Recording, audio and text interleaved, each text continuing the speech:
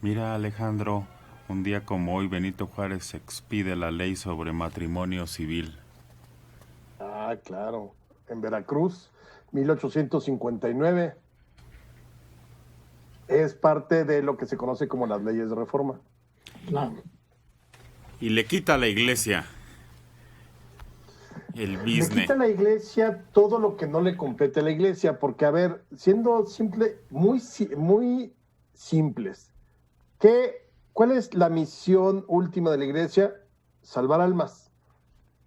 No tiene por qué tener propiedades, no tiene por qué meterse en la vida social en términos de la vida cotidiana cívica de las personas, no tiene por qué regular ni el matrimonio, ni las herencias, ni el nacimiento, ni nada por el estilo. Por eso era necesaria la creación del Estado laico y las leyes de reforma iban en ese sentido. A Dios lo que es de Dios, que era la fe y todo lo que tengas que hacer para salvar el alma, y al César lo que es del César. El Estado tenía que encargarse de todo lo que durante siglos había encargado a la iglesia. Sí, lo más lamentable era, por ejemplo, los cementerios. La iglesia controlaba a quién se podía enterrar y solo había cementerios en las iglesias. Entonces, si tú estabas marginado, no había manera de que te pudieran enterrar. Tendrían que enterrar en una zanja.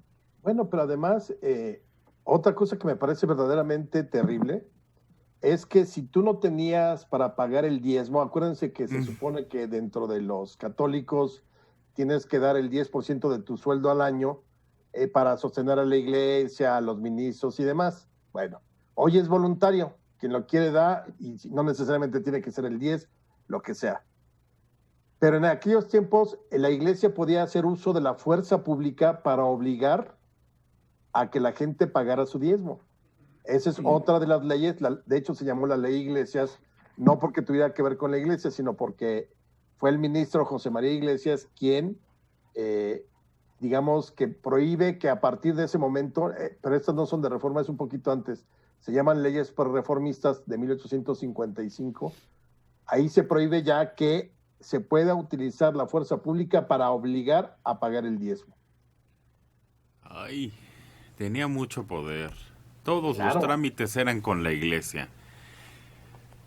Se quedaban con muchos terrenos, propiedades, explotaciones, negocios, fortunas.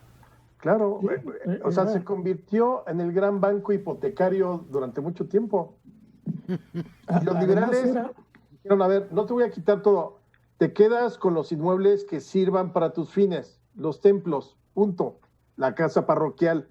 Pero ¿para qué querías una hacienda algodonera? ¿Para qué querías una hacienda pulquera? ¿Para qué querías 17 casas que sí, evidentemente eran casas que le había dejado la propia gente a la iglesia para obras y demás?